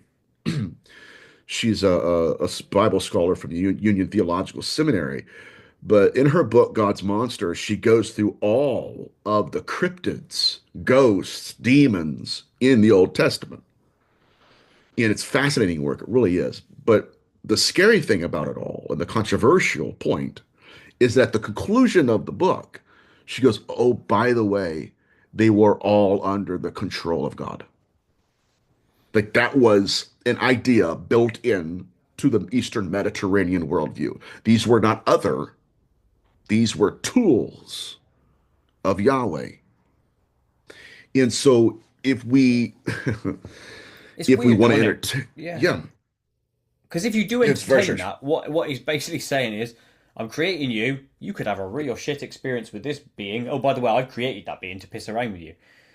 It's me. That's what Esther, and I'm not saying that. I'm just again toying with these Mm. concepts here. But that was her point was, but you know what? That's not a new question in the field. I mean, even with some of the abductionists and early on in contact experiences, like, okay, why would God allow that to happen to you? Because the idea here is that, well, God doesn't let Christians be abducted. It's not true. It happens all the time, right? It happens every day. And so, but then what, why would that be allowed? And so, anyways, but it's just fascinating stuff. But there are only so few, concepts and models of the phenomenon that would make sense.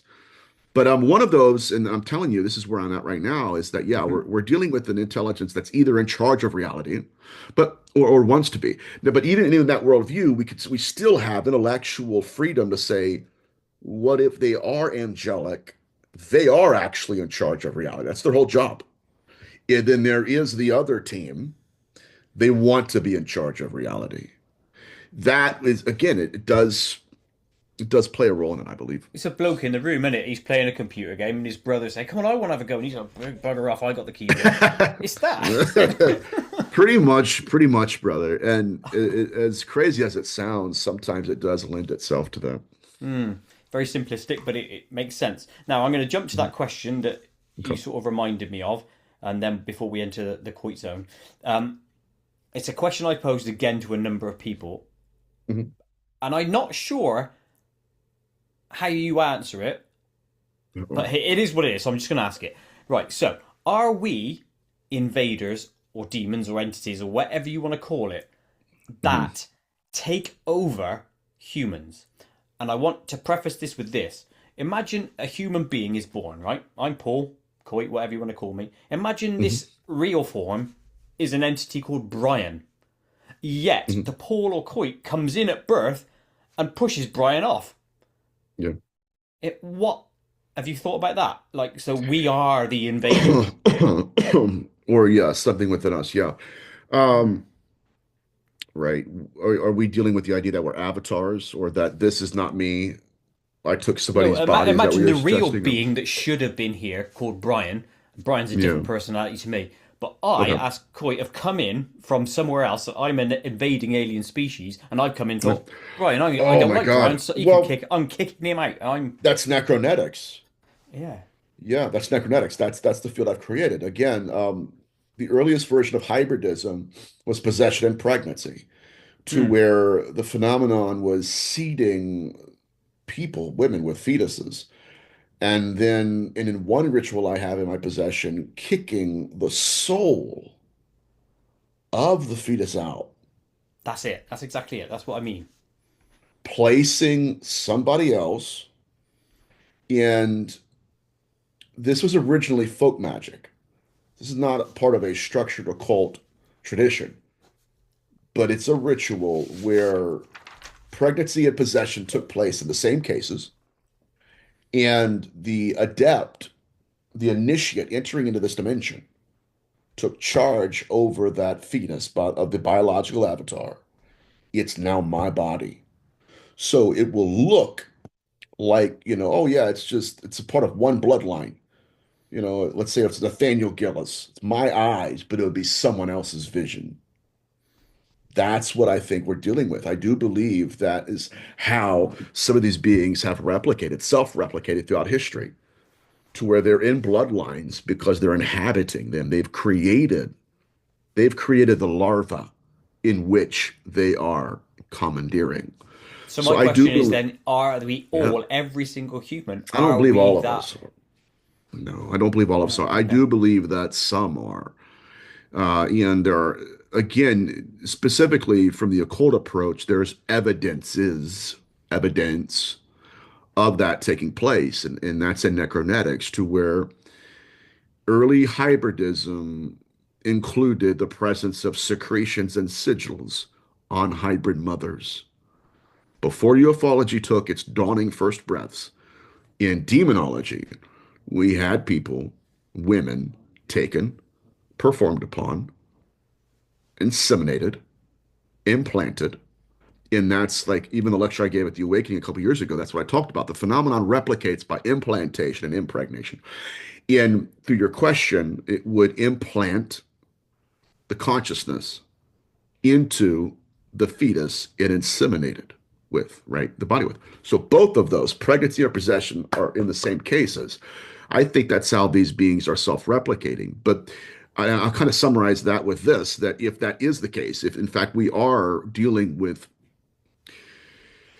some kind of occultist, then we would be dealing with not just a human practitioner, but a species, a new, novel species of practitioners that are embodied on this planet, yet to be quantified, yet to be characterized by both ufology and demonology. And Yes, that's where I'm and at. I'm pushing that by saying Yeah, me and we, you, yeah, and everyone else is that. We just don't know it, but we are the implantation of a spirit, yeah. and the people that should have been here in our place have been consigned to a dustbin of history. That would be fascinating, wouldn't it? That's Yeah, like a I don't how you're going to get an you. answer to that, but it's a Well, we concept, don't isn't have it? an answer, but I'll tell you what, it's a really fascinating concept. That would be Dark City times two, right? You could Yeah, just you ought to make it, man. Go out there and make I the movie. know That'd be it's awesome. plagued me that one for a long, long time that we are the invaders. Um, Mhm. Again, before we get to the Koit zone, I do actually have one more question for you. Tell me Mhm. something strange that's happened to you. Now, and this doesn't have to be demonology related. Last Yeah. time you mentioned the person at Walmart asking you to follow Oh yeah. you to her car. Is there another weird happening with a person or anything in your life? Oh yeah, absolutely. This has bugged me. So I I did a podcast about a year ago, and in the chat room, someone said that Nathaniel, who I don't know who they are, but they were like, I met Nathaniel in Nova Scotia in 2000, I think in 4 or 5. And he told me that I was an angel or I had some kind of angelic ministry, and goes into great detail about our interaction. And I'm like, I've never been in Nova Scotia. Wasn't me. Very interesting, but couldn't have been me. So I just, whatever. So then I did another show, a big, big time show.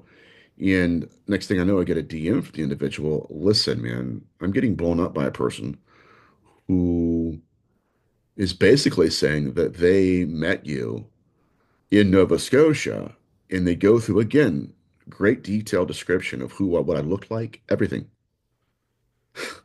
This is And pre-beard, isn't it? It's pre-beard. pre-beard, buddy, yeah. And I'm like, what? And yeah, and you said A, B, and C to them, and they're wanting to get in contact with you. And it's like, well, I get a lot of people in my DMs, and I get people that want to be saved from evil beings, Beans, or Oh, Bea, yeah, NS, beans, not beings, evil beans, yeah. spelled beans. And it's like, all right, that's pretty cool. All right. Um, So, I'm no stranger to crazy emails. I've gotten people call me at 3 in the morning, is this Nathaniel? Yeah. And then it's like, oh man, how'd you get my number, right? So it's fascinating. Anyway, so I'm like, this doesn't sound like that. If they're really wanting to get in touch with me, they're pretty confident, right, that that happened and that I would remember it. And so I kind of went into my brain. And I'm like, what was I doing in 2004, 2005? Well, that was a part of my life where I was fasting and praying. I'd pray for 4 hours a day. And I was having out of body experiences during my sessions. In one session, um, I was dating a girl from South Carolina. It was a long distance relationship, but she was gorgeous. So I'm like, you know what? It's okay. Oh, it's worth the gamble, right? It's worth the gamble. But I was 18 years old or so. So, anyways, we're dating, and in the middle of the prayer, I am in my room bodily, but I'm also standing in front of her house. It's a single story house. I'm on the sidewalk as I see a car pull up. I see her get in the car. I smell her perfume. I smell his cologne. And she cheated on me that night. And it was the weirdest thing because it was weird. So, anyways, I didn't talk to her for 2 weeks. I'm ignoring her phone calls. So finally, I pick up the phone. I'm like, all right, I know what happened. What do you mean? I'm like, yeah, I saw everything. And, obviously we're over, but like, why? And she starts bawling. Like, I haven't even told my mother. Like, what do you mean you were there? How are you there? Stuff like that's happened before in my life. And so I'm wondering if something happened like that in Nova Scotia because this person is absolutely convinced he met me. Like they want to have a conversation to go over the details. And I'm like, so I don't know. So that's about the only You thing didn't that's contact happened the lately. person though to find out what was Not yet, apparently not said. yet, not yet, No, not because yet. it could have No, been no. right. Here's the thing, that you were the angel to somebody at a point, Perhaps. doing spiritual work outside of Yeah. yourself that you weren't aware of consciously. Oh, well, I've had that happen many times. Not just that. I had a case study. It was a murder case where the family thought they were contacting my father for prayer. They contacted me in the middle of messaging. This is back when I was on Facebook. I was messaging a representative of the family because many of them were stabbed and they were in the hospital. They had a representative contact me. And so as I'm messaging them, I'm in a restaurant and I'm messaging back and forth. All of a sudden, I get this sick feeling in my stomach.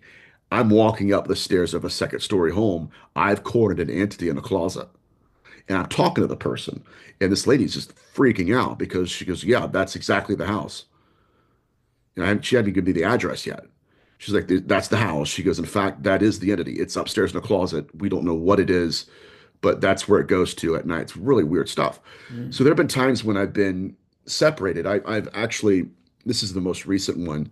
Um, I was watching a movie with my dad years ago, and about 3 years ago now. It's at nighttime and all about 7 o'clock. And in the middle of watching the movie, I taste pizza. I'm on a beach in Rhode Island. And I'm just like, why am I eating pizza right now? Why am I on a beach? What's going on? And it was just weird. It was so strange. I get a phone call about 2 hours later from somebody who was at the beach in Rhode Island. Are you here, Nathaniel? I just saw you on the beach. You're more powerful than you think, my friend, aren't you? Well, it's very, very, very strange. And I've had stuff like that happen to me. I just don't talk about it because people have accused me like of being a practitioner without any evidence at all, just because they didn't like me. Oh, it's a practitioner. It's like, no, I'm not. But there are certain abilities that I'm afforded because at a point in my life, I had just completely gave myself over to prayer and fasting. And I think that even to this day, that's why I'm still alive for some reason, you know. But that's what I got, man. What It's a good flavor was question. that pizza? I don't know, man. I just remember cheese. cheese in the sauce. Yeah. I'd like a nice It was bacon with barbecue sauce on as well. absolutely meat lovers, right? It was the meat Yeah. lovers, you know. Yeah. Pizza on a beach. Now there's an image. It's Okay, wild, yeah. Nathaniel, for the second time, we are now Yeah. entering for you The the Koit Koit. Zone. Koit Zone! Yeah. So here we go. More random questions. And I know I Okay. scared you off with one of my questions last time about It's when was the okay. I last time you were prepared myself. naked. I won't do that again. Forgot So here about we that go. one. I'll give you Yeah. easy ones. What TV show are you currently binging? Oh my gosh.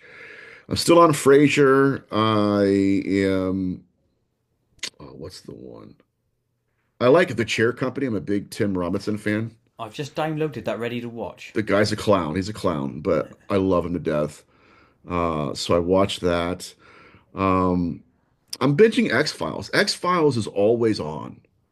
You Quality. know, I'm kind of, it's incredible. You know, it's kind of funny because when I was in England, right, Steve and I were going out to dinner, me, him, and Jackie. And I'm like, Steve, I got to ask you, bud. He's like, what's that? I said, you ever watch the X-Files? He goes, yeah, I like the X-Files. I said, what are your favorite episodes? He's like, probably the ones I help write. I was like, Yeah. gosh. Look, you know what I mean? Like you out of Mm. nowhere, it's like, oh, I forgot. I forgot. Yeah. Okay. So I love the X-Files, man. That and Frasier. And then that's really it.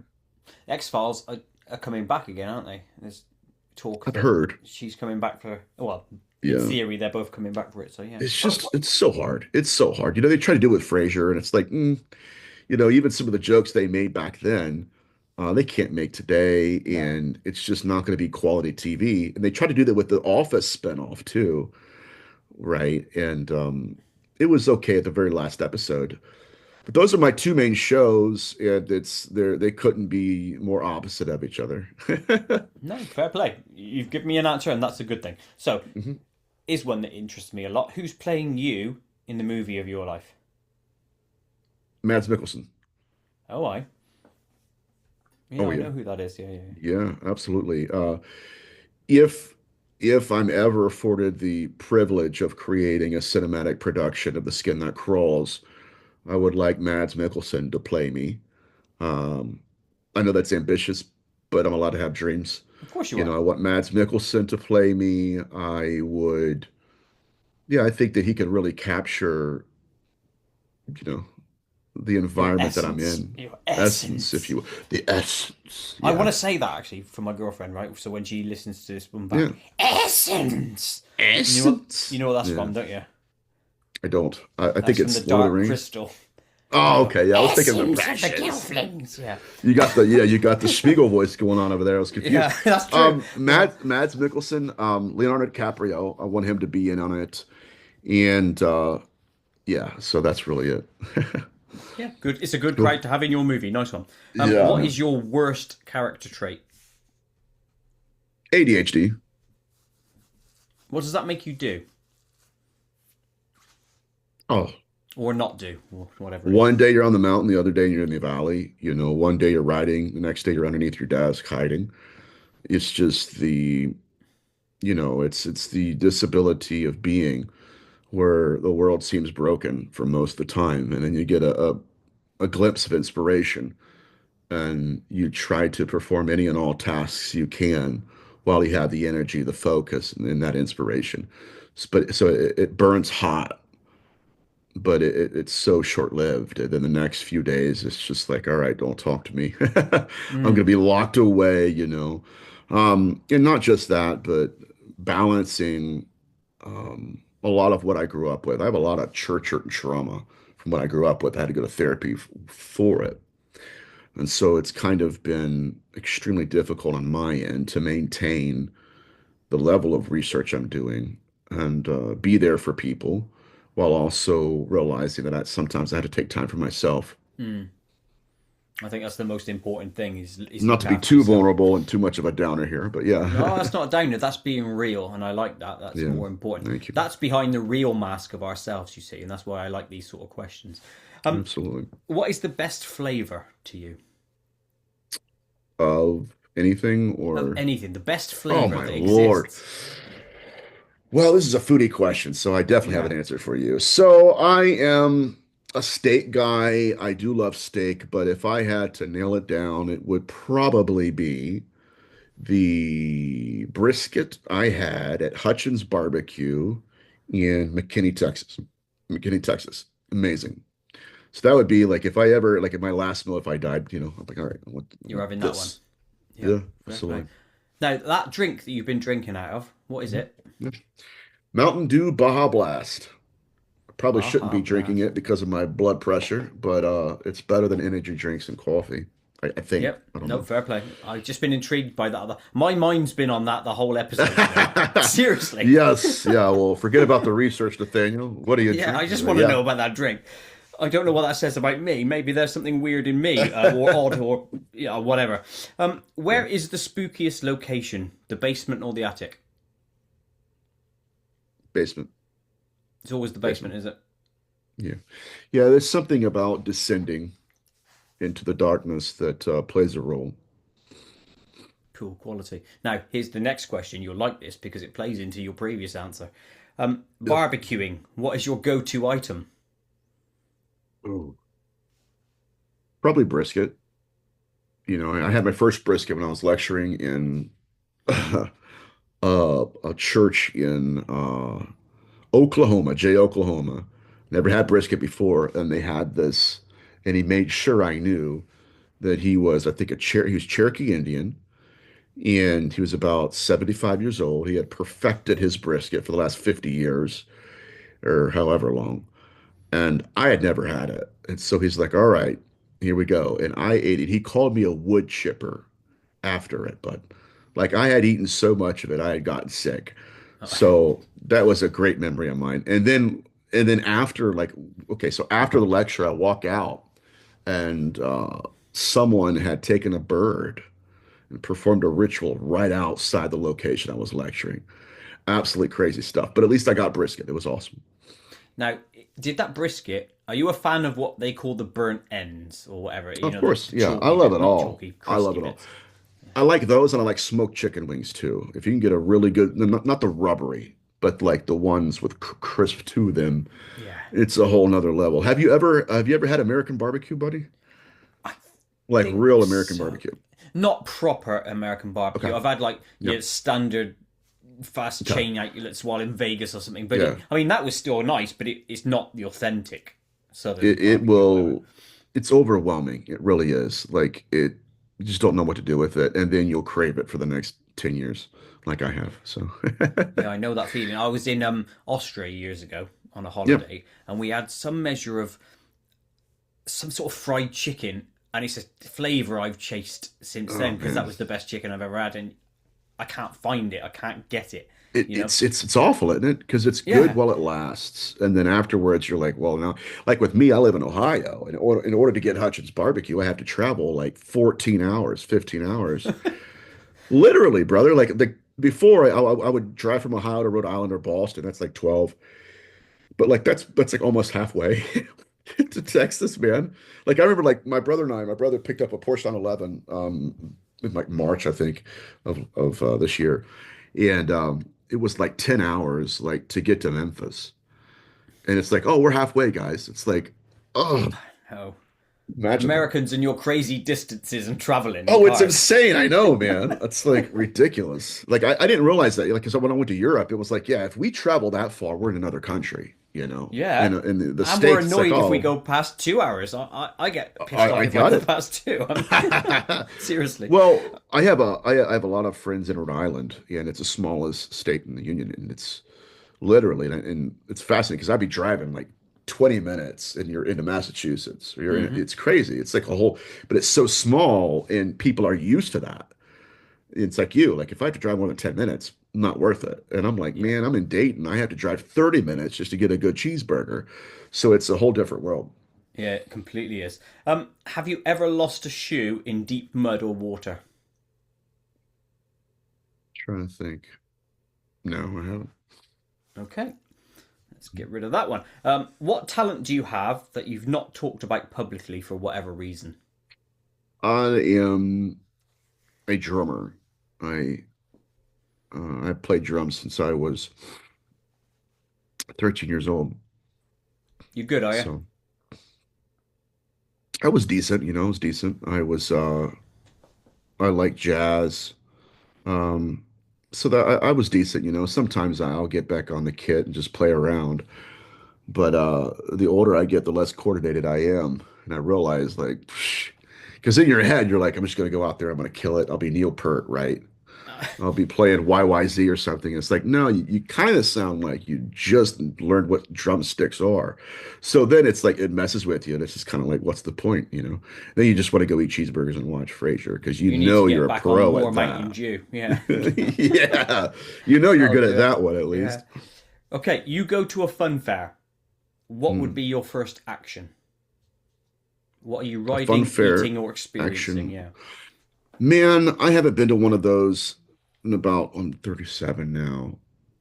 Oh my gosh, probably 20 years.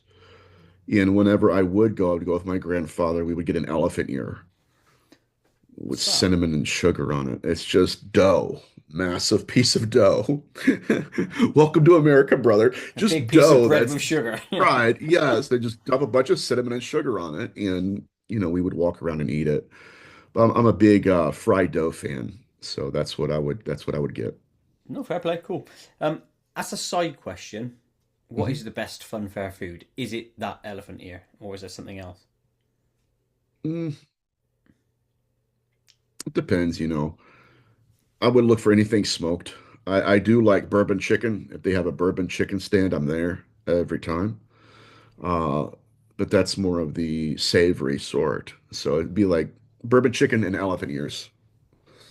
There you are. That's a birthday looming for you. For presents for anyone Uh, listening that that's knows that's more Noel. blood pressure medication looming for me. I'll be like pop pop. All right, let's eat Yeah. this now. Okay, last question. If you Mhm. could go back in time to witness a day in your life, which Oh day or God, event are you going back to? to witness it Yeah, to witness it for whatever reason. or experience it, just to witness it from the Yeah, outside. witness experience. That's right. Yeah. It would probably be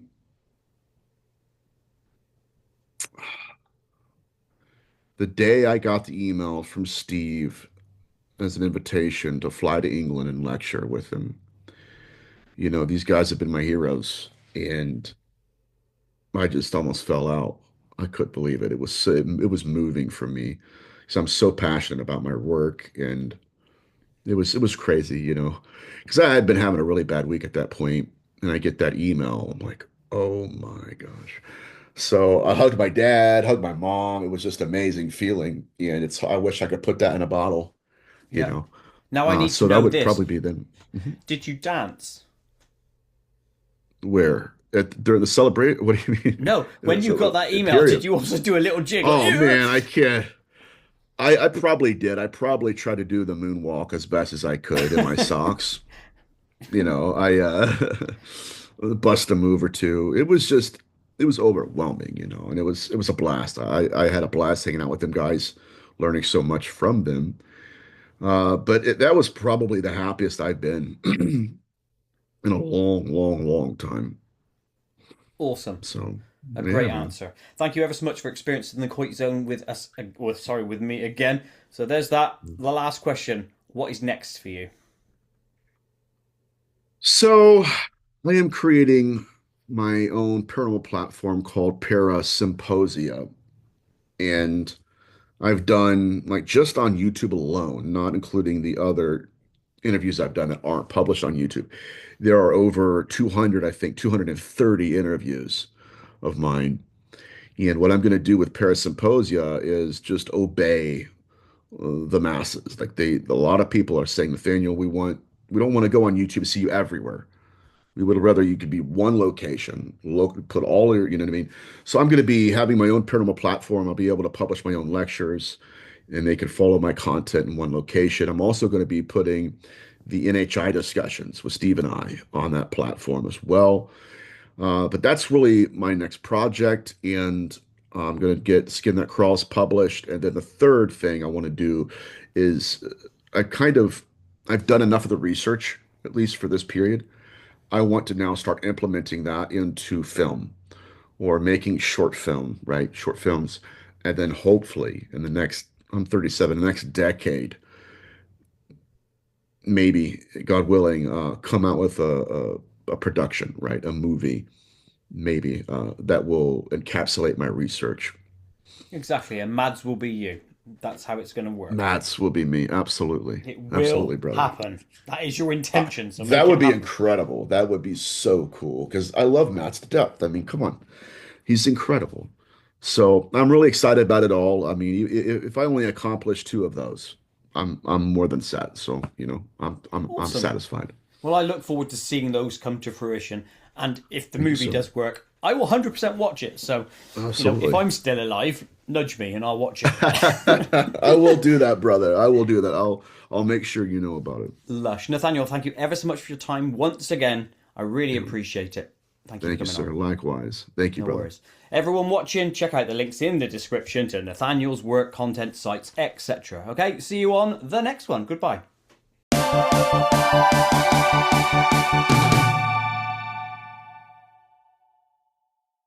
To watch other KoitCast episodes, please click the image top left. To subscribe to my channel, please click the image top right. Please like and share to help KoitCast grow, and most importantly of all, please click the notification bell so you never miss an upload.